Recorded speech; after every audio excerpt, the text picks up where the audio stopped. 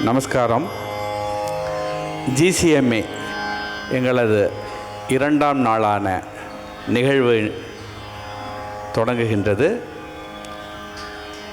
திருமதி சுஜித்ரா பாலசுப்ரமணியம் அவர்கள், அவள் இப்போ நல்ல கர்நாடிக் சிங்கர் கம், அவள் ஹரிகதை, அவள் பெரிய பரம்பரையில் வந்தவா. அவள் பாட்டி தஞ்சாவூர் கமலாமூர்த்தி அவர்கள், பெரிய ஹரிகதா விதூஷி. அவளோட பேத்தி அவள் இப்போ ஹரிகதை பண்ண போகிறா.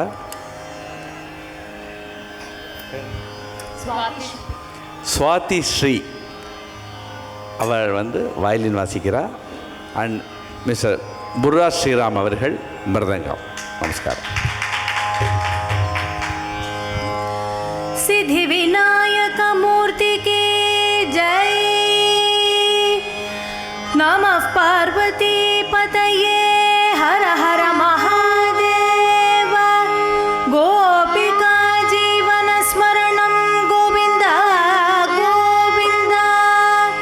जानकी कांत स्मरणं जय जय राम राम. आंजनेय स्वामी की जय. सद्गुरु स्वामिनः जय. श्री राम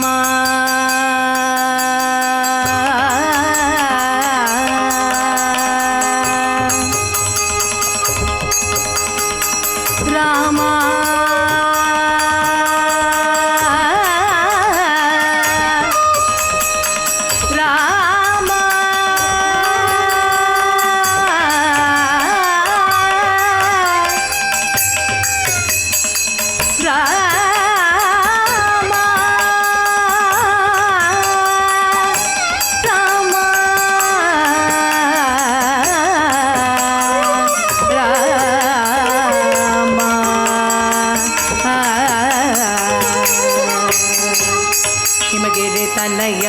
पत्यं हजिरा हिमाचल चाप समुदितं तेजः. किमपि महत्तममाद्यं हजिरा स्मर्तव्यं विघ्नतिमिरहरण. श्रीराम जय राम, श्रीराम जय राम, जय जय राम विभो घनश्यामा.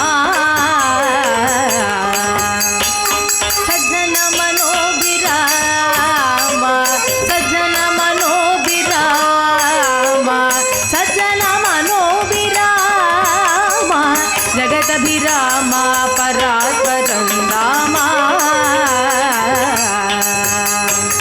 दधिचोरं कृतचोरं यजिरा अय्यङ्गवचोरम् अङ्गणाचोरम् अभिमन्मानसचोरं यजिरा नन्दकिशोरं हरिकथां वन्दे.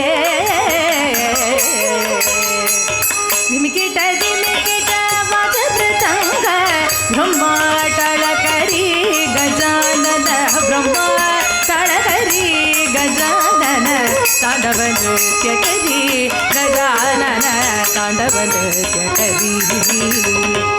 रहदिसे कोटि सुरगण दाटी, रहदिसे कोटि सुरगण दाटी.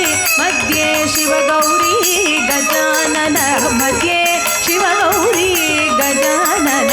तांडव नृत्य करी गजानन.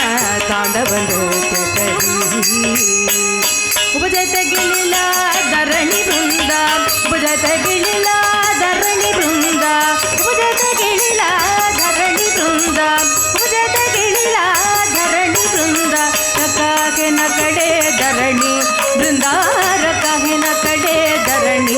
जय जय बलभीमा बलभीमा अपार तव गुण महिमा. जय जय बलभीमा देहि तव पति प्रेमा राम. देहि तव पति प्रेमा राम. देहि तव पति प्रेमा राम.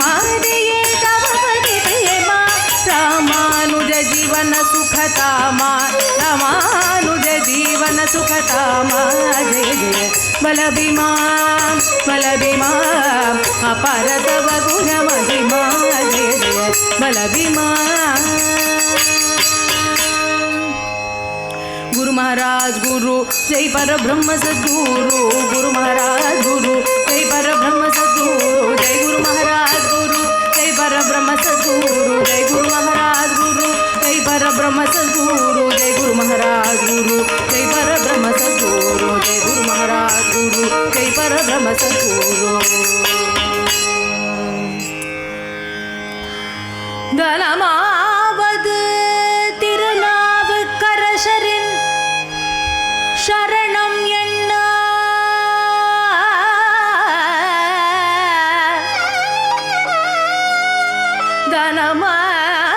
தனமாவது திருநாவுக்கரசரின் शरणं எண்ண மனமார் புனர் பந்தர் வாழ்த்தி வைத்தாங்கவன்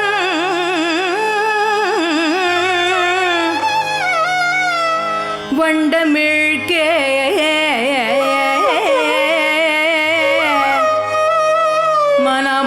மனமார் புனர் பந்தர் வாழ்த்தி வைத்தாங்கவன் வண்டமிழ்கே இனமா தனது பெயரிடப் பெற்றவன் எங்கள்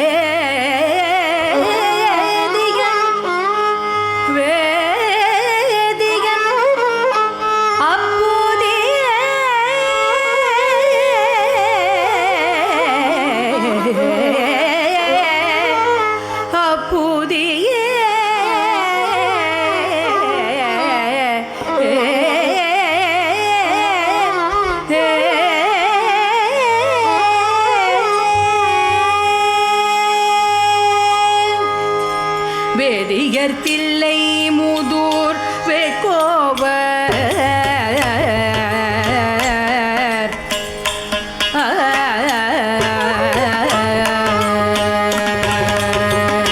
நாடு சீர் சோழ நாட்டில் நலம் பெறும் திங்களூரில் நாடு சீர் சோழ நாட்டில் நலம் பெறும் திங்கள் ஊரில் ஊடு சீரந்த நாள குலத்தினில் உதித்தார் கூடு சிறந்த நாளர் குலத்தினில் உதித்தார் மன்றுள் ஆடு சீர்பாதம் போற்றும் அப்பூதி அடிகள் என்பார்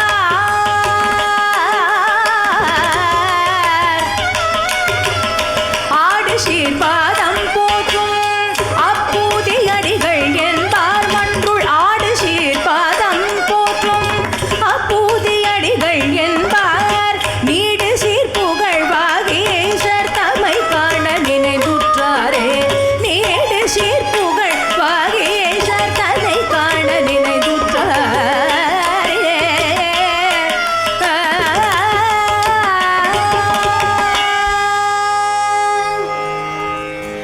தனமாவது திருநாவுக்கரசரின் சரணம் என்ன பரம மங்களமூர்த்தியான பகவான் ஆச்சரியமான பல லீலைகளை புரியக்கூடியவராக இருக்கின்றார்.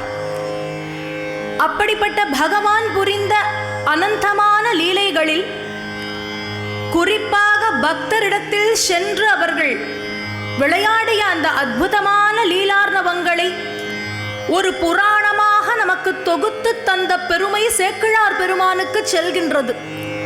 அந்த புராணத்திற்கு அவர் என்ன பெயர் வைத்தார் அப்படின்னு பார்த்தா பெரிய புராணம்னு பெயர் வைத்தார். அது என்ன பெரிய புராணம்? மற்ற புராணங்கள் எல்லாம் சிறிய புராணமான் உடனே நம்ம எண்ணத்துக்கு தோணும். ஏன் வாஸ்தவத்தில் பெரிய புராணம்னு அதற்கு பெயர் வைத்தா அப்படின்னு பார்த்தா அவ செய்தது அனைத்தும் அவ்வளவு அரிய பெரிய செயல்கள், நம்மளால நினைத்து கூட பார்க்க முடியாத அளவுக்கு பகவான் எத்தனை சோதனைகளை நிகழ்த்தினாலும் அந்த சோதனைகளை படியாக்கி சாதித்த அந்த பக்தர்கள் நாதன் விரும்பும் அடியார்கள் என்று அழைக்கப்பட்டனர். அந்த நாதன் விரும்பும் அடியார்களாக இருக்கக்கூடியவர் நாயன்மார்கள் என்று பெயர். கபாலியில இருந்துட்டு நாயன்மார்களை பற்றி நினைக்காது எப்படி இருக்க முடியும்? 63 அப்படின்னு சொன்னாலே கபாலி தானே. அந்த அளவுக்கு பகவான் இங்க நாயன்மார்களுக்கு பரம சிரேஷ்டத்தை கொடுத்திருக்கின்றார். பக்தன் சிறந்தவனா பகவான் சிறந்தவனான்னு பார்க்கும் பொழுது பக்தனே சிறந்தவன் என்று பகவான் நமக்கு சொல்றார். எதனால் அப்படின்னா, பகவான் இன்னார், அவர் இப்படிப்பட்டவர் என்பது லோகத்தில் இருக்கிறவாளுக்கெல்லாம் போய் சேர வேண்டுமே. ஆனால் அதற்கு பக்தன் அவசியம். அந்த பக்தன்கிறவன் இல்லைன்னா இவர் யாரோட போய் விளையாடுவார், என்ன பண்ணுவார்? நான் இப்பேற்பட்டவன் லோகத்தில் இருக்கிறவாளுக்கு எப்படி புரிய வைப்பார்? அதனால் பகவானை காட்டிலும் பக்தனே சிறந்தவன் என்று உணர்த்துவது போல அத்தனை புறப்பாடு இருந்தால் கூட அந்த 63 உற்சவம் அப்படின்னு சொல்லும் பொழுது எல்லையில்லாத ஒரு மகிழ்ச்சி. 63 நாயன்மார்களும் அப்படி பரமேஸ்வரனோடு இங்கு புறப்பட்டு வரும் பொழுது அவ்வளவு கோலாகலமான ஒரு வைபவமாக இருக்கும். அப்படிப்பட்ட நாதன் விரும்பும் அடியார்களில் சமய குறவர்கள் என்று சொல்லக்கூடியவர்கள் உண்டு. பொதுவா சமய குறவர்கள் அப்படின்னா 4 பெயரை சொல்லுவோம் நம்ம எல்லாருமே. அந்த 4 பெயர் யார் அப்படின்னு பார்த்தா, திருநாவுக்கரசர் பெருமான், திரு ஞான சம்பந்தர், சுந்தரமூர்த்தி சுவாமிகள், மணிவாச்சகர் அப்படின்னு சொல்லக்கூடிய 4 பேர். அது என்ன குறவர்கள் அப்படின்னு நினைக்கலாம். இந்த குறவர்ங்கிற வார்த்தை எங்கேந்து மருவி வந்தது அப்படின்னு பார்த்தா, குரு அப்படிங்கிறது தான் குறவர் அப்படின்னு வருது. குருவர்கள், குருமார்கள் அப்படிங்கிறது மருவி குறவர், சமய குருவர் அப்படின்னு சொல்றத சமய குறவர்னு இன்னைக்கு நம்ம சொல்கின்றோம். இந்த 4 குருமார்களும் சைவம் தழைத்தோங்க இறைவனை எப்படி நாம் அடைவது என்னும் மார்க்கத்தை எளிமையாக நமக்கு வாழ்ந்து காண்பித்து எடுத்துரைத்தவர்கள். அதில் இன்றைய தினம் 2 மகான்களை பற்றி நம்ம பார்க்க இருக்கின்றோம். இந்த 2 மகான்கள் யார் அப்படின்னு பார்த்தா, ஒன்று திருநாவுக்கரசர் பெருமான், மற்றொன்று திருஞான சம்பந்தர் பெருமான். 2 பேருமே சமய குறவர்கள் என்று சொன்னால் கூட ஒத்தொத்தருடைய வழிபாடு முறை கம்ப்ளீட்லி வேறையா இருந்துருக்கு. ரொம்ப வித்தியாசமா இருக்கக்கூடியது 2 ஒண்ணுக்கொண்ணு பொருத்தம் அப்படின்னு பார்த்தா 2 பேரும் பரமேஸ்வரனை பிரார்த்தனை பண்ணினா அநேகமானவர்களை பரமேஸ்வரனுடைய மார்க்கத்தில் அழகாக அழைத்து சென்றார்கள். இந்த மாதிரி பொருத்தங்களை சொல்ல முடியும். ஆனால் அவளுடைய கைங்கரிய ரீதியாக பார்க்கும் பொழுது நிறைய வித்தியாசங்களை நம்ம பார்க்கலாம். திருஞான சம்பந்தர் என்ன பண்ணினார் அப்படின்னு பார்த்தா, அவர் நேரா களத்துல இறங்குவது கிடையாது. இதை செய்ய வேண்டும் அதை செய்ய வேண்டும் என்று அத்தனை பேரையும் பக்தி மார்க்கத்தில் ஈடுபடுத்துவார். நீ இதை பண்ணணும் நீ இதை பண்ணணும்னு சொல்லுவார். ஆனா நாவுக்கரசர் பெருமான் எப்படின்னா களத்திலேயே இறங்கி வேலை பார்ப்பார். அதாவது இவர் டெலிகேஷன் அப்படிங்கிறத பண்ணுவார். இந்த பக்கம் இவர் என்ன பண்ணுவார்னு பார்த்தா அவரே வேலையில இறங்குவாரா. நானே பண்றேன், சிவத்தொண்டு நான் தானே பண்ணுவேன் அப்படின்னு சொல்வது போல.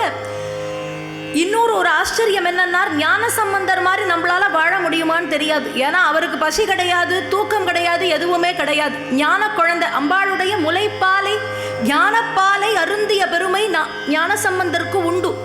அதனால அவருக்கு பசி கிடையாது, தூக்கம் கிடையாது, எல்லாம் வேணும் அப்படின்ட்டு வாஸ்தவமா ஒரு மனுஷியாளுக்கு என்னென்ன அவசியமா இருக்கோ அது எதுவுமே ஞான சம்பந்தருக்கு வேண்டாம். ஆனா நாவுக்கரசர் பெருமானுக்கு எல்லாமே உண்டு. இன்னும் சொல்ல போனா அவரை ஆட்கொண்டு விடமே என்னன்னார், சூளையை கொடுத்துத்தானே ஆட்கொண்டார். பகவான் தீராத சூளை நோய் வயிற்று வலியானதை கொடுக்கிறார். அந்த வயிற்று வலியின் மூலமாகத்தான் நாவுக்கரசர் பெருமானை அவர் ஆட்கொள்கின்றார். அதனால தான் நாவுக்கரசரை அப்பர் என்று அழைக்கின்றோம். அப்பர்னா என்ன அர்த்தம்? அப்பா இல்லையா, அப்பாவை அப்பர் அப்படின்னு சொல்றது உண்டு. அந்த அப்பருங்கிற பெயர் நாவுக்கரசருக்கு ஏன் தரப்பட்டதுன்னு பார்த்தா, அப்பா அவர் என்ன பண்ணுவாரோ அதைத்தான் குழந்தைகள் பண்ணும் இல்லையா. வழி வழியா அப்பா செய்வதை குழந்தைகள் செய்வது வழக்கம். அப்போ இந்த அப்பா இருக்காரே, இவர் பண்ணதை எல்லா குழந்தைகளும் நிச்சயமாக கடைபிடிக்க முடியும் அப்படிங்கிறத காண்பிப்பதுதான் இவருக்கு அப்பருங்கிற திருநாமம் ஏற்படுவதற்கான காரணம். சைவத்தின் மார்க்கம் இப்படி. என்னால் நான் ஒரு சாமானிய மனுஷனா வைத்தவளை எனக்கு எல்லாம் வந்திருக்கு, ஆனால் தோபாரு இப்போ நான் சிவபக்தன் ஆயிட்டேன்னு அவர் சொல்வது போல அவருடைய வழியை நாம் பின்பற்ற முடியும். இந்த 2 குறவர்களும் நிறைய இடங்களுக்கு சென்று தீர்த்தாடனம் க்ஷேத்ராடனம் பண்ணி பரமேஸ்வரனை அசாத்தியமா பல தேவாரங்கள் பாடி போற்றி அவருடைய பேரருளை பெற்றவர்கள்.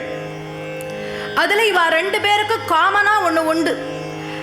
அப்படி இருக்கக்கூடிய ஒன்றுதான் இன்றைய தினம் நம்ம பார்க்க போறோம். நாவுக்கரசர் பெருமானையே தன்னுடைய தெய்வமாக நினைத்து குருவாக நினைத்து வாழ்ந்த மற்றொரு நாயன்மார் யாருன்னு பார்த்தா அப்போதி அடிகள்னு பெயர் அவருக்கு. இந்த அப்போதி அடிகள் எந்த ஊர்ல திரு அவதாரம் செய்கின்றார்னு பார்த்தா நாடு சீர் சோழ நாட்டில் நலம் பெறும் திங்களூரில்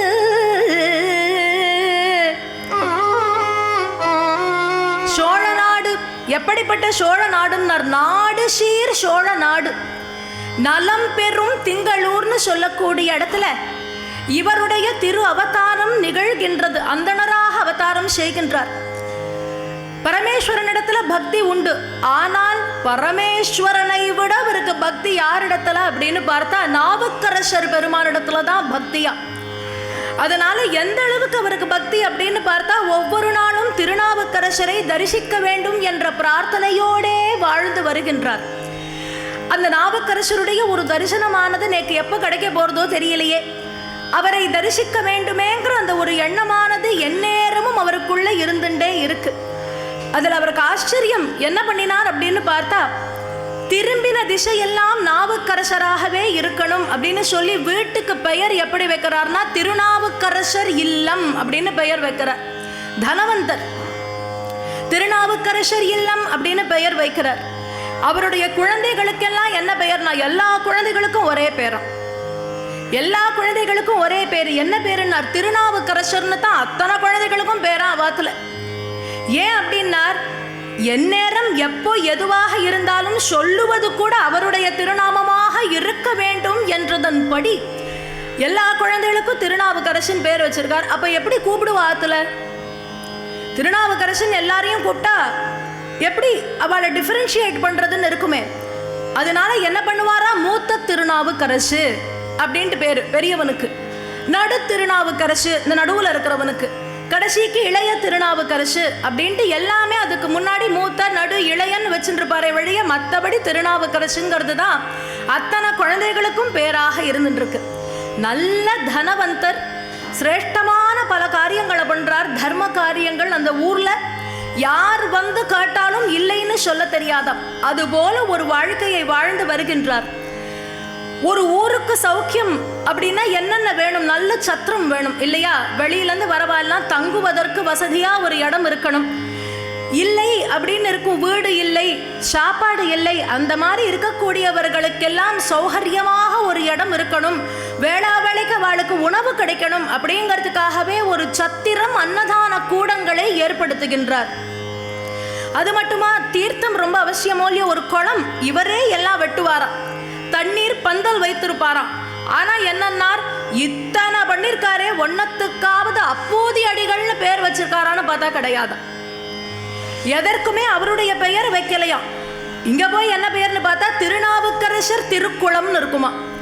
தண்ணீர் பந்தலுக்கு பெயர் பார்த்தா திருநாவுக்கரசர் தண்ணீர் பந்தல் அப்படின்னு இருக்குமா. அவருடைய சத்திரத்துக்கு பெயர் திருநாவுக்கரசர் சத்திரம், திருநாவுக்கரசர் அன்னதான கூடம், திருநாவுக்கரசர் பாடசாலை அப்படின்ட்டு எல்லாமே நாவுக்கரசரின் பெயர்ல பண்ணிட்டு இருக்காராம். ரொம்ப பரமோத்தமான ஒரு குணம் இது. நம்மெல்லாம் என்ன பண்ணுவோம், ஒரு சின்ன ஐட்டத்தை கொடுத்துட்டும் அதில் அவ்வளவு பெருசு நம்ம பேர் இருக்கும். பல கோவிலில் நீங்கள் இன்றைக்கும் போய் பார்க்கலாம், டியூப்லைட்டில் போய் பாருங்க, டியூப்லைட் உபயம்ங்கிறது தான் அதை விட பளிச்சுன்னு இருக்கும். டியூப்லைட்டை விட உபயம் யாரோ அவா பேர் தான் பளிச்சுன்னு தெரியும் நமக்கு. இத்தினோண்டு கொடுத்துட்டு அதில் நம்ம பேர் நன்னா தெரியணும். இந்த ஸ்க்ரீன் அப்படி தள்ளினா பார்க்கலாம். அந்த ஸ்க்ரீன் திரை போடும்போது பார்த்தோம்னா அதில் பெருசாக அந்த ஸ்க்ரீனை யார் உபயம் பண்ணியிருக்காளோ அவா பேர் இருக்கும்.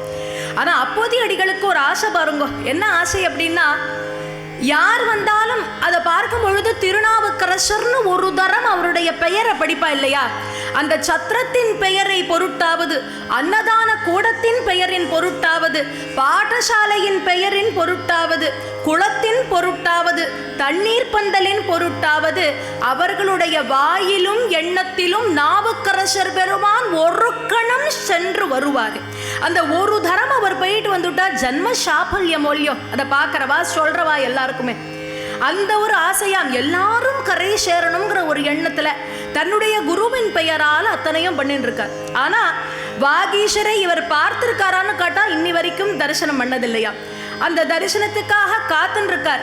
வாகீஷரை காண மனதில் நினைந்திருந்தார். வாகீஷரை காண மனதில் நினைந்திருந்தார். வாகீஷரை காண மனதில் நினைந்திருந்தார்.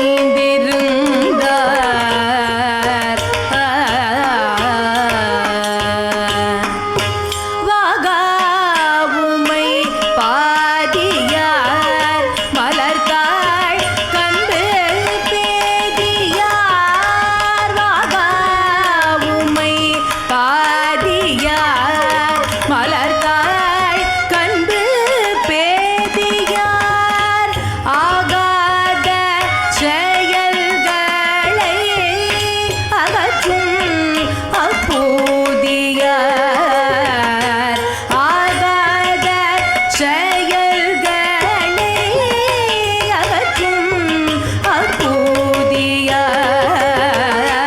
வாகீஷரை காண மனதில் நினைந்திருந்தார்.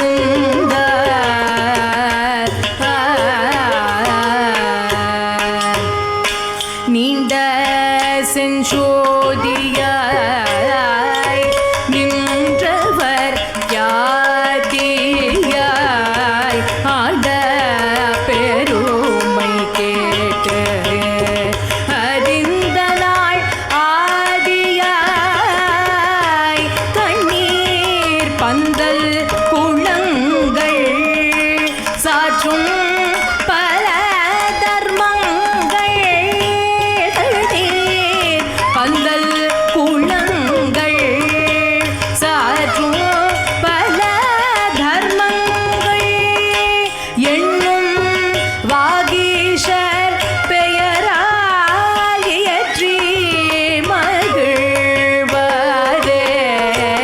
எண்ணும் வாகீஷர் பெயரால் இயற்றி மகிழ்வாரே.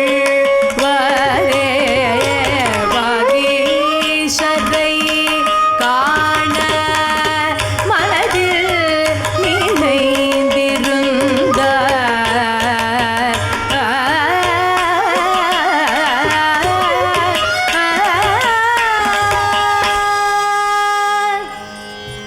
வாகீஷரை காண மனதில் நினைத்திருந்தார். ஒவ்வொரு நாளும் வாகீஷரை நாம் தரிசிக்க மாட்டோமா என்று காத்திருந்த அந்த சமயம் பிரார்த்தனை பண்ணினது பகவானுடைய செவியில் விழுந்தது போலும்.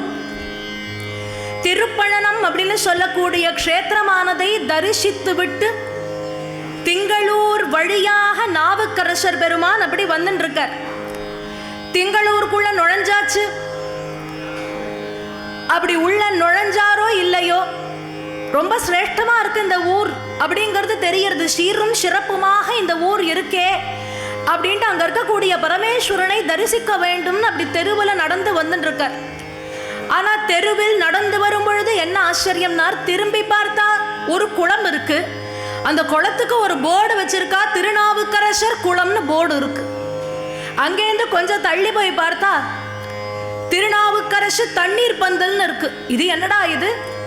இந்த பக்கம் பார்த்தா சத்திரம் திருநாவுக்கரசர் பேர்ல.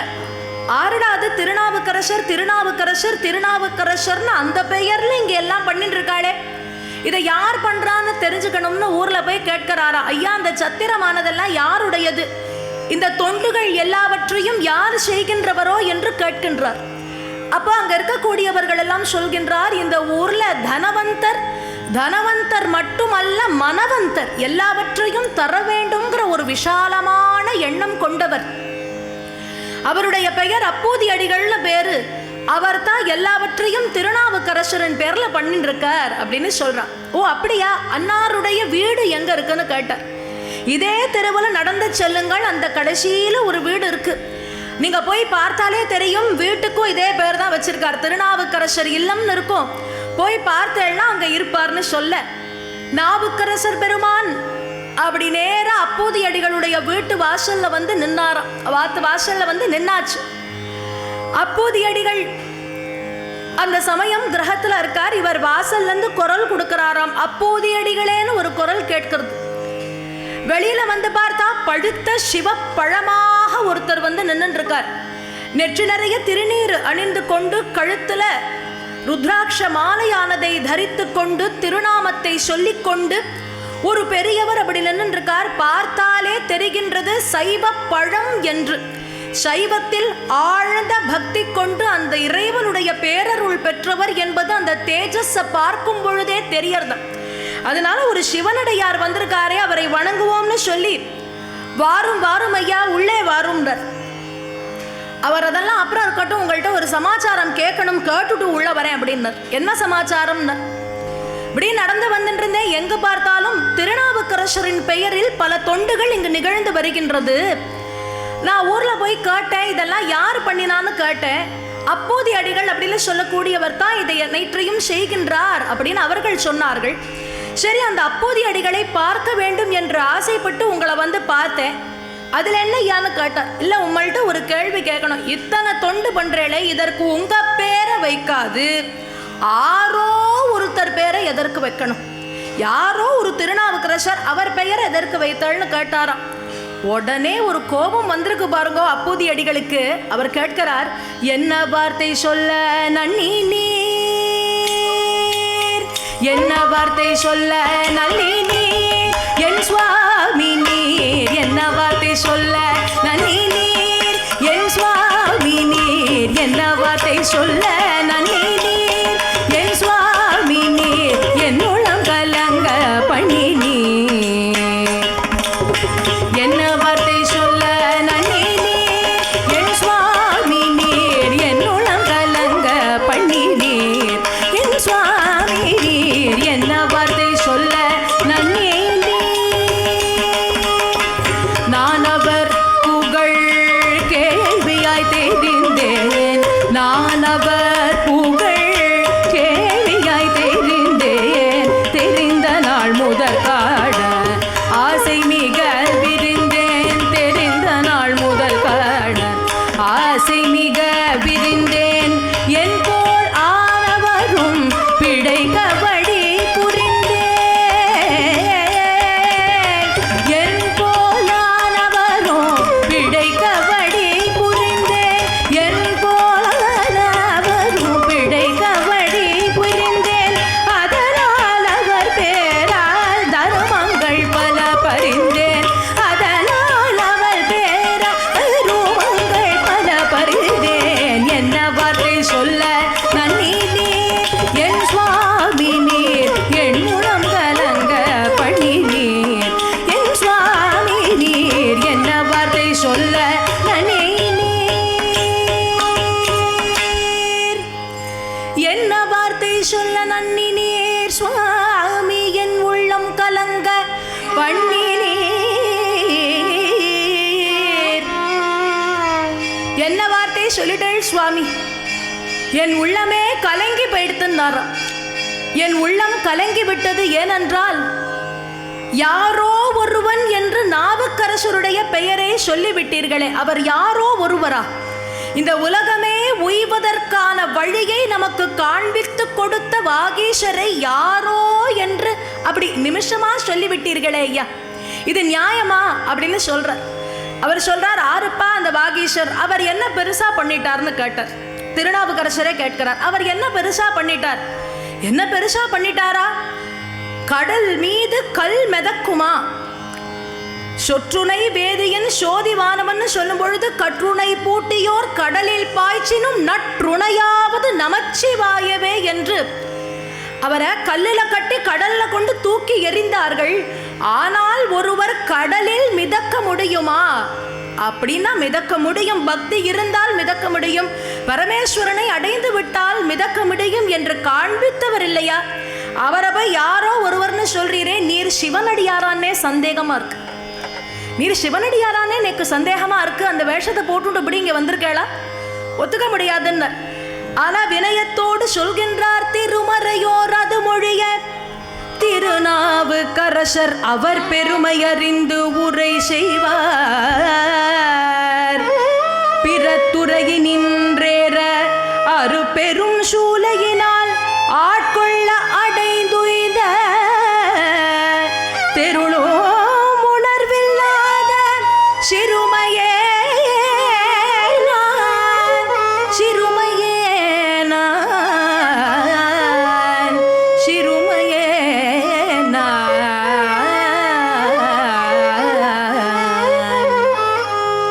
திருமறையோர் நாவுக்கரசருடைய பெருமையை இவ்வளவு அற்புதமா சொல்கின்றார்.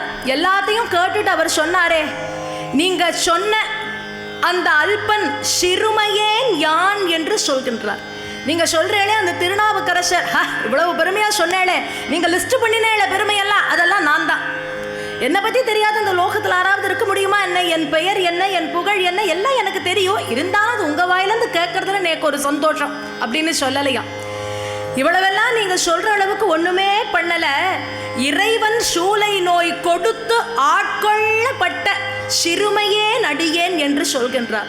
ஒரு சிறு புத்தியோட சமணப்படு குழியில் விழுந்து அப்படி இருந்த என்னை அழகாக இம்மார்க்கத்தில் சூளை நோயை தந்து ஆட்கொண்ட அந்த இறைவன் நான் சிறுமையேன் என்று சொல்கின்றார். சொன்ன உடனே காலில் விழுந்தாராம். காலில் விழுந்தது மட்டுமல்லாது அந்த இறைவனை, என் கண்முன்னே நிற்கின்ற இறைவன் திருநாவுக்கரசர் பெருமான் அல்லவா, அந்த நாவுக்கரசர் பெருமானை ஆனந்தத்தோடு பூரண கும்பம் கொடுத்து மனைவியை கூப்பிட்டு வீட்டுக்குள்ள அழைக்கின்றார். அழைத்து அவர்கிட்ட சொல்றார், நீங்கள் இன்று அமுதருளி செய்ய வேண்டும் என்று விஞ்ஞாபிக்கின்றார். அவரும் சரி நான் சாப்பிட்றேன். இதுல என்னன்னார், ஏதோ அப்போதைய அடிகளுக்கு மட்டும்தான் திருநாவுக்கரசரோட பக்தியான கிடையாது. வீட்டில் இருக்கிற அத்தானா பேருக்கும் நாவுக்கரசரிடத்துல அப்படி ஒரு பக்தி உண்டா. அதனால் நாவுக்கரசருடைய குழந்தைகள் எல்லாம் அவ்வளவு ஆனந்தமா, பெரியவர் இன்னைக்கு ஆத்துக்கு வந்திருக்கார், அவருக்கு எல்லாம் பண்ணணும்னு சொல்லி வேளைக்கு என்ன பண்ணணுமோ எல்லாவற்றையும் செய்கின்றார்களாம்.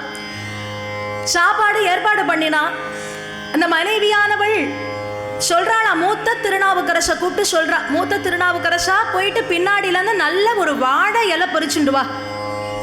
பெரியவர் இன்னைக்கு ஆத்துல சாப்பிட போறாரு இல்லையா, பின்னாடி தோட்டத்துல இருந்து நல்ல வாழை இலையா பார்த்து பறிச்சுண்டு வான்னு சொல்லி அனுப்பினாராம். அந்த மூத்த திருநாவுக்கரசன் பின்னாடி தோட்டத்துல போய் பார்க்கிறார். நல்ல வாழை இலையா இருக்கணும், அப்படி கையை வச்சா கிழியப்படாது இல்லையா, சிலது முத்தலா இருக்கும். அந்த இலையில வச்சு நம்ம சாதத்தை போட்டு பருப்பை விட்டு ஒரு தரம் பிசைஞ்சு விட்டா போறோம், எல்லாம் சாம்பார் அடுத்து பூமாதேவிக்கு தான் சமர்ப்பணமா. அப்படி இருக்கப்படாதோ இல்லையோ இலை. அந்த இலை அதே சமயத்துல ரொம்பவும் இளமையா இருந்துடுத்துனா கைப்பட்டதுன்னா கீரினாலே கிழிஞ்சு போயிடும். அது ஒரு பக்குவம் இருக்கு, குருத்துன்னு சொல்லக்கூடியது. அழகா அப்படி சுருண்டு இருக்கும் அந்த குருத்து இலைன்னு சொல்லுவது. அந்த குருத்து இலையா அவன் பார்க்கின்றானாம்.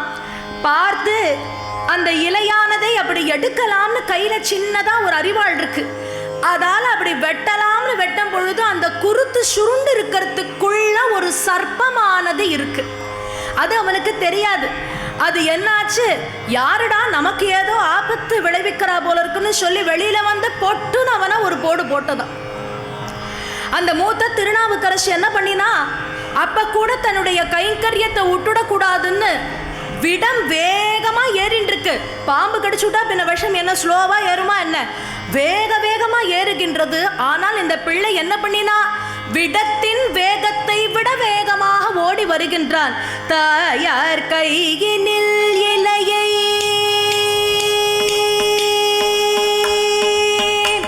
தாயார் கையினில் இலையை கொடுத்துடனே, தாயார் கையினில் இலையை கொடுத்துடனே தரையில் விழுந்தானே.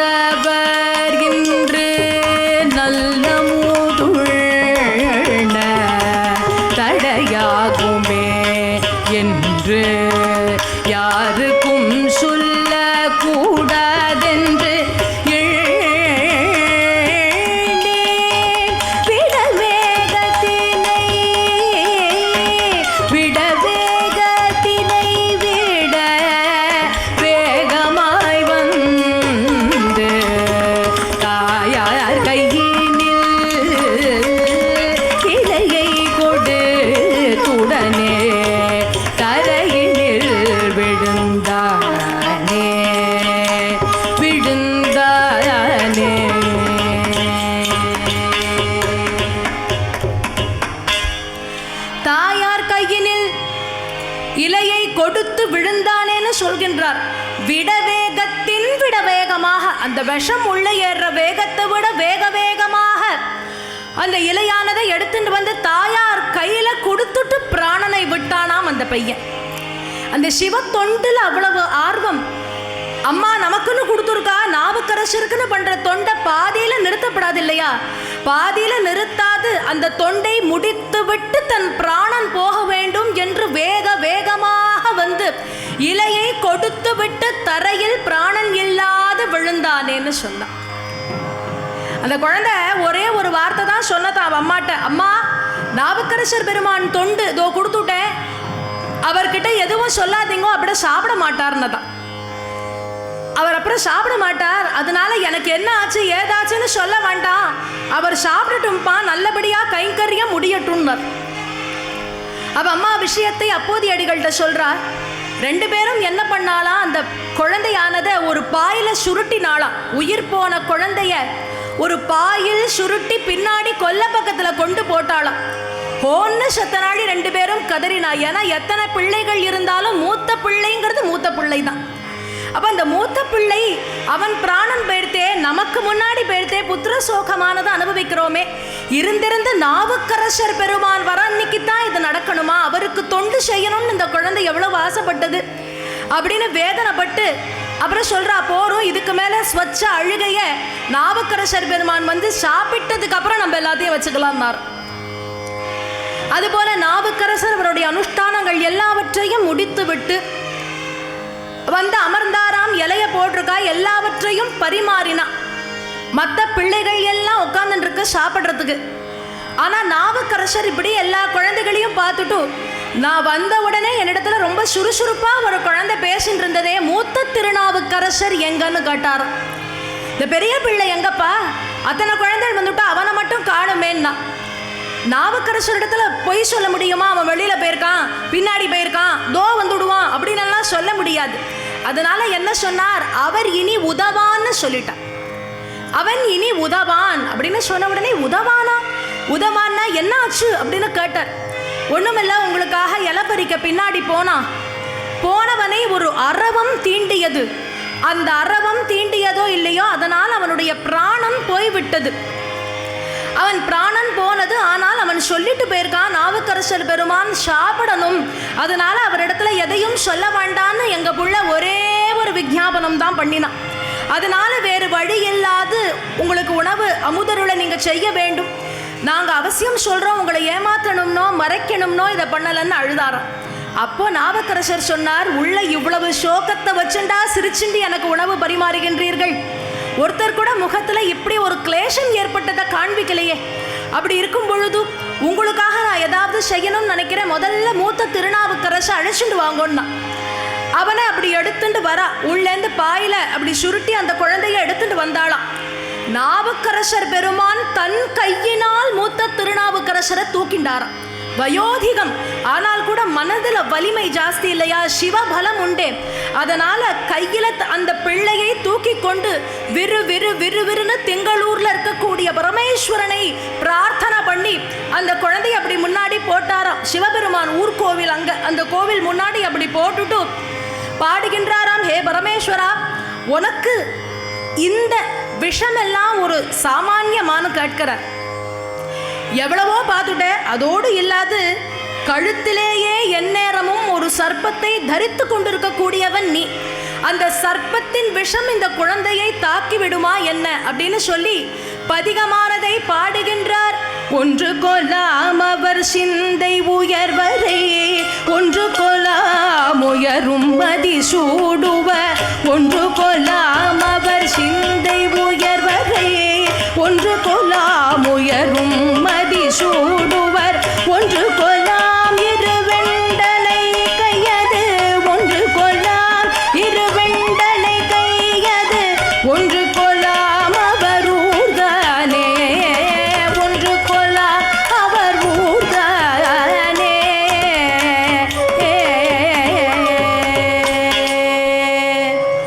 ஒன்று கொலாம் அவர் சிந்தை உரைவரை அப்படின்ட்டு அந்த பதிகத்தை பாடுறார். இந்த பதிகமானது ரொம்ப விசேஷம். 1, 2, 3, 4ன்னு வரும். இதுல 1 2 3 எண்ணிக்கையின்படி சொல்லிட்டு வருகின்றார். அதில் 6 கொலாம்னு பாடும் பொழுது சொல்றார், நீ எழுந்துக்கோ, எழுந்துக்க வேண்டாமா, ஆத்துல போய் அறுசுவை உணவு அம்மா பண்ணியிருக்காளே அதை சாப்பிட வேண்டாமான்னு கேட்டார்.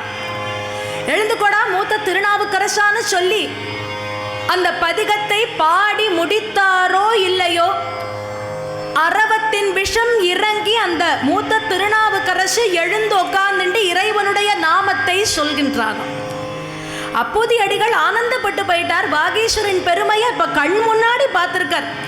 அதாவது சிவன் நினைக்கணும் அப்படிங்கிறது ஒரு பக்கம் இருந்தாலும், சிவனடியார் நினைத்து விட்டால் போதும், போன பிராணன் மீண்டும் வந்துவிடும். உண்மையான சிவபக்தராக இருந்தால் அவருக்கு அந்த சித்தி ஏற்பட்டு உயிர் போன குழந்தைய கூட திருப்பி கொண்டு வர முடியும் என்று நமக்கு காண்பித்த பெருமை நாவுக்கரசருக்கு உண்டு. முதல்லையே சொன்னேன், நாவுக்கரசருக்கும் ஞானசம்பந்தர் பெருமானுக்கும் காமனா இருக்கிற ஒன்றை தான் இன்னைக்கு பார்க்க போறோம். இப்போ நாவுக்கரசர் பெருமான் தான் பார்த்தோம். ஞானசம்பந்தர் பெருமானை பற்றி நினைக்கும் பொழுது இதே மயிலாப்பூரை பற்றி தான் நம்ம சொல்லி ஆகணும் இல்லையா? இந்த மயிலாபுரியில் இங்கே ஒரு சன்னதி இருக்குபடி பார்த்தாள்னா தெரியும். ஞானசம்பந்தர் பெருமான் சன்னதி பக்கத்தில் பார்த்தாள்னா பூம்பாவாய் அப்படின்னு ஒரு சன்னதி இருக்கு. இந்த பூம்பாவாய் அப்படின்னு சொல்லக்கூடியவ யாரு அப்படின்னு பார்த்தா, சிவநேச செட்டியார்னு ஞானசம்பந்தர் காலத்தில் வாழ்ந்த ஒரு பெரிய தனவந்தர். அந்த சிவநேச செட்டியார்ங்கிறவர் எப்பேற்பட்டவர்னு பார்த்தா, நிறைய சைவ தொண்டுகளை செய்பவர். ஞானசம்பந்தர் பெருமானிடத்தில் அபரிமிதமான பக்தி கொண்டவர். அவருடைய பொண்ணுக்கு பெயர் தான் பூம்பாவாய் அப்படின்ட்டு பெயர். இந்த பூம்பாவாய்ங்கிற பொண்ணு பேரழகியா இருப்பாளாம். திருமகளுக்கு ஒப்பான அழகையும் குணத்தையும் கொண்டவள் பூம்பாவாய்னு சொல்கின்றார்கள். அப்படிப்பட்ட பூம்பாவாய் நாளொரு மேனி பொழுதொரு வண்ணம்னு வளர்ந்துட்டு வரா. அப்படி வளர்ந்து வந்த பொழுது ஞானசம்பந்தர் பெருமான் நின்ற சீர் நெடுமாற நாயனாராக கூன்பாண்டியனை மாற்றிய கதை தெரிய வருது. அதனால அன்றைய தினம் ஞானசம்பந்தர் இருக்கும் திசையை நோக்கி சிவநேச செட்டியார் ஒரு பிரதிஜ்ஞை பண்ணினாராம். என்ன பிரதிஜ்ஞார்? என்னுடைய பெண்ணான பூம்பாவையை ஞானசம்பந்தர் பெருமானுக்கு மட்டுமே திருமணம் செய்து கொடுப்பது, என்னுடைய சொத்து, என் பெண், நான் உள்பட எல்லாம் ஞானசம்பந்தருக்கே இனி சொந்தம் அப்படின்ட்டு ஒரு பிரதிஜ்ஞை எடுத்தாராம், ஒரு சத்திய பிரமாணம் பண்ணினாராம். அதற்கேற்பது போல ஞானசம்பந்தர் பெருமானும் இந்த பக்கம் வருகின்றார். திருவொற்றியூர்ல இருந்து இருக்கார். திருவொற்றியூர்ல இருக்கக்கூடிய ஞானசம்பந்தர் அடுத்து அங்கேருந்து கிளம்பி மயிலாபுரின்னு சொல்லக்கூடிய க்ஷேத்திரத்துக்கு வருகின்றார். எப்பேற்பட்ட க்ஷேத்திரம்? மயிலாய் உனை துதித்த சைலேந்திரன் புதல்வி மாதா கற்பகாம்பிகை நாதா மயிலாபுரி கிரைவா கைலாசத்துறைவா. மயிலையே கையிலைன்னு சொல்கின்றோம். அப்படிப்பட்ட திருத்தலம் இல்லையா? வேதபுரின்னு பெயர். அப்பேற்பட்ட மயிலாபுரின்னு சொல்லக்கூடிய க்ஷேத்திரத்திற்கு திருவொற்றியூர்லேருந்து கிளம்பி அப்படி ஞானசம்பந்தர் பெருமான் நடந்து வராராம். ஞானசம்பந்தர் பெருமான் எந்த வழியில் நடந்து வருகின்றாரோ அந்த வழி முழுக்க பந்தல் போட்டிருக்கு. முத்தாலும் மாணிக்கத்தினாலும் அலங்கார பந்தல் இட்டிருக்கின்றார்கள். இன்னைக்கு நம்ம ரெட் கார்பெட்னு ஒன்று சொல்றோம் இல்லையா? அந்த மாதிரி அவருக்கு எல்லாம் பண்ணியிருக்கா. ஏன்னா ஞானசம்பந்தருடைய கால் புவியில் தோய்ந்து வெந்து போயிடக்கூடாதான். அந்த காலுக்கு மிருதுளமா இருக்கணுமேன்னு அந்த துணியெல்லாம் விரிச்சு, பட்டு துணியெல்லாம் விரிச்சு அவரை அழைச்சிட்டு வருகின்றார்கள். ஞானசம்பந்தர் வரார்னு தெரிந்த சிவநேச செட்டியார் ஞானசம்பந்தரை எதிர்நோக்கி செல்ல முயல்கின்றார். ஆனா இதற்கு நடுவில் என்ன ஆச்சுன்னா, அந்த பிரதிஜைக்கும் ஞானசம்பந்தர் பெருமான் வரத்துக்கும் நடுவில் சிவநேச செட்டியார் வாழ்க்கையில ஒரு பெரிய சோகம் நிகழ்கின்றது. எப்படி மூத்த திருநாவுக்கரசரை அரவம் தீண்டி அவன் பிராணன் போனதோ அதே போல இந்த பூம்பாவை சுவாமிக்கு புஷ்பம் பறிக்க போகும் பொழுது அவளையும் ஒரு சர்ப்பம் தீண்டி அவ பிராணன் போய்விடுகின்றது. பூம்பாவாய் போயிடுறா. அந்த பூம்பாவாய்க்கு எவ்வளவோ மருத்துவங்கள் எல்லாம் பார்க்கின்றார்கள். ஆனால் அந்த மருத்துவம் எதுவுமே செயல்படவில்லை. கடைசியில் அவ பிராணன் போனது. அப்ப என்ன பண்ணினார்? அவளுடைய உடம்பானதை தகனம் பண்ணி அதுலேருந்து இருக்கிற எலும்பையும் சாம்பலையும் எடுத்து ஒரு குடத்துல வச்சுட்டாராம். ஒரு குடத்துல வச்சு அதை மூடி அதற்கு பட்டால் அலங்கரித்து ஆபரணங்கள் எல்லாம் போட்டு என்றாவது ஒரு நாள் ஞானசம்பந்தர் பெருமான் வருவார், அன்று இதற்கு ஒரு விமோச்சனம் ஏற்படும்னு வைத்திருந்தாராம் ஒரு கன்னி மாடத்துல. அதற்கேற்பது போல ஞானசம்பந்தர் வருகின்றார். இவர் ஞானசம்பந்தரை எதிர்கொள்ள காலில் விழுந்து நமஸ்கரித்து சிவநேச செட்டியார் யாருன்னு அத்தனை பேரும் சொல்கின்றார். நீங்க நடந்து வரக்கூடிய பந்தல் சைவ தொண்டுகள் பரியந்தம் எல்லாவற்றையும் சிவநேச செட்டியார் செய்பவர் அப்படின்னு சொல்ல சிவநேச செட்டியார்கிட்ட ஞானசம்பந்தர் பெருமான் பேசுகின்றாராம். அப்பொழுது சிவநேசர் தன்னுடைய தாபத்தை சொல்கின்றார். ஒரு மகள் தமை உடையன் ஆழ்வார் சொன்னது போல எனக்கு ஒரு பெண்ணு தான், திருமகள் போலவே தான் அவ இருப்பா.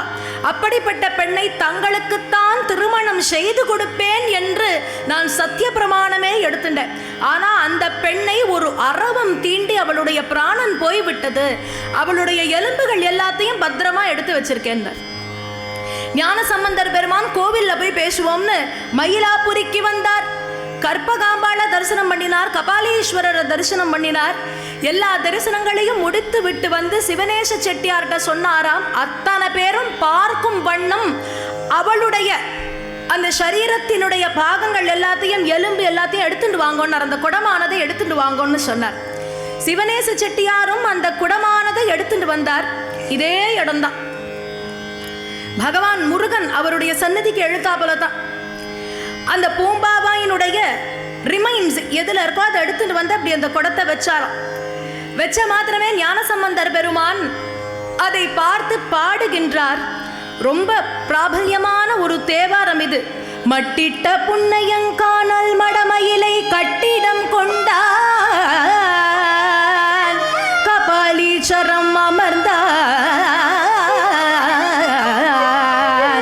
ஒட்டிட்ட பண்பின் உருத்திர பல்கணத்தார் கட்டிட்டல் காணாதே ஓதியோ பூம்பாவாய் பூம்பாவாய் பூம்பாவாய் பூம்பாவாய்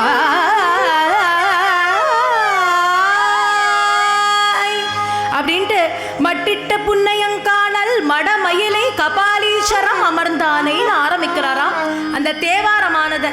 இந்த தேவாரம் ஏன் விசேஷம்னா மயிலாப்பூரியில் என்னென்ன விழாக்கள் கொண்டாடப்படுகின்றதோ அதெல்லாம் சொல்லப்பட்டிருக்கு. இதில் சொல்லும் பொழுது ஐப்பசி ஓண விழாவும் அருந்தவர்கள் துய்ப்பனவும் காணாதே போதியோ பூம்பாவாய், கார்த்திகையில விளக்கேற்றுவாளே பெண்கள் எல்லாம் அதை பார்க்காத போக போறியா அப்படின்ட்டு ஒவ்வொரு பண்டிகையா சொல்லி அப்படி பாடுகின்றாராம். இதெல்லாம் பார்க்காத போவியோ பூம்பாவாய், இதெல்லாம் நீ பார்க்கணுமே அப்படின்ட்டு இந்த பதிகமானதை பாடினார். முதல் பதிகம் பாடின உடனேவே அவளுக்கு உருவம் வந்து விட்டதாம். எலும்பும் சாம்பலுமாக இருந்தது, உருவம் பெற்று விட்டது முதல் பதிகம் பாடின உடனேவே. அடுத்து ஒவ்வொரு பதிகமும் பாடுகின்றார். ஒவ்வொரு பதிகம் பாட பாட ஒவ்வொரு வயசு வருதாம். கடைசியில் இந்த பதிகம் பாடி முடியும் பொழுது அந்த குடத்திலிருந்து பூம்பாவாய் 12 வயது பெண்ணாக எழுந்து வந்தாளாம். 12 வயது பெண்ணாக பேரழகியாக எழுந்து வந்தார். சிவநேச செட்டியார் கண்ணில் இருந்து தாரையாக ஜலம் கொட்டுகின்றது. என் இறைவனுடைய காருண்யம் எப்பேற்பட்டது, ஞானசம்பந்தர் பெருமானுடைய ஒரு காருண்யமும் அவருடைய மகிமையும் எப்பேற்பட்டது என்பதை உணர்ந்தாராம். அடுத்த மாத்திரமே சொன்னார் ஞானசம்பந்தர் பெருமானிடத்துல, இந்த பெண்ணை உங்களுக்காகத்தான் சொன்னேன், அதனால நீங்களே திருமணம் செய்து கொள்ள வேண்டும்னு கேட்டாராம். ஞானசம்பந்தர் ஒரு வார்த்தை சொன்னாராம், சிவநேச செட்டியாரே, எனக்கு அப்படின்னு சொல்லி நீங்க எந்த பெண்ணை சத்தியம் பண்ணிருந்தாலோ அந்த பெண் செற்று போய் ரொம்ப நாள் ஆயாச்சு. அந்த பெண் அவ உயிர் என்னைக்கோ போயிடுது. இப்போ இந்த பெண்ணுக்கு உயிர் நான் தந்தேன் என்பதனால் இவள் எனக்கு மகள் முறை ஆகின்றாள். எனக்கு இவ பொண்ணு, அதனால இவளை நான் கல்யாணம் பண்ணிக்க முடியாது. இவள் எனக்கு பெண்ணாக இருப்பாளே வழிய இவளை நான் எப்படி கல்யாணம் பண்ணிக்க முடியும்? இது அந்த பூம்பாவாய் கிடையாது. நான் பாடி இறைவன் அருளினால் மீண்டும் பிறந்த பூம்பாவாய் என்பதினால் இவள் எனக்கு பெண் ஆவாளே வழிய மனைவியாக முடியாதுன்னு சொன்னாராம். சிவநேச செட்டியார் வருத்தப்பட்டார். ஆனா அவர் சொல்றதுல ஒரு அர்த்தம் இருக்கே. அதனால என்ன பண்ணினார், கடைசி வரையில் அந்த பூம்பாவையை யாருக்குமே கல்யாணம் பண்ணி கொடுக்காத ஞானசம்பந்தர் அந்த பக்திக்கும் சிவ தொண்டுக்குமே அவளை முழுக்க முழுக்க முழுக்க ஆக்கினார்னு சொன்னா மிகையாகாது. கடைசி வரைக்கும் அந்த அம்மா ஒரு கன்னி மாடத்துல இருக்கா.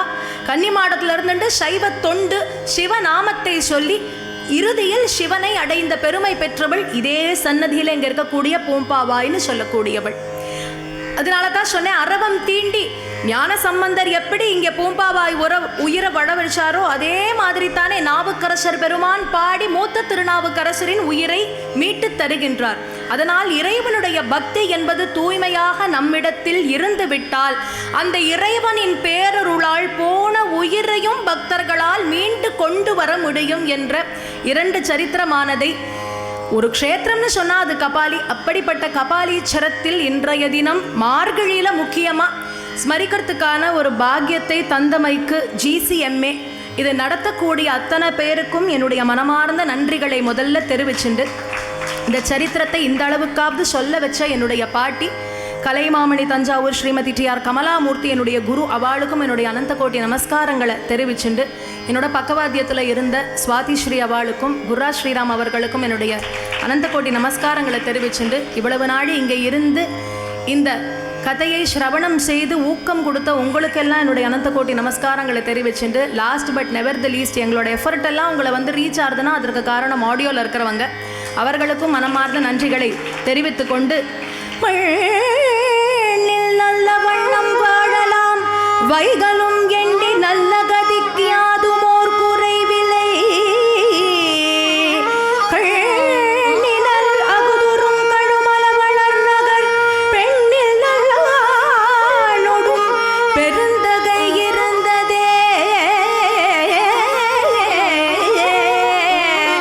நம பார்வதி பதையே ஹர ஹர மகாதேவ, தென்னாடுடைய சிவனே போற்றி, எந்நாட்டவர்க்கும் இறைவா போற்றி, திருச்சிற்றம்பலம்.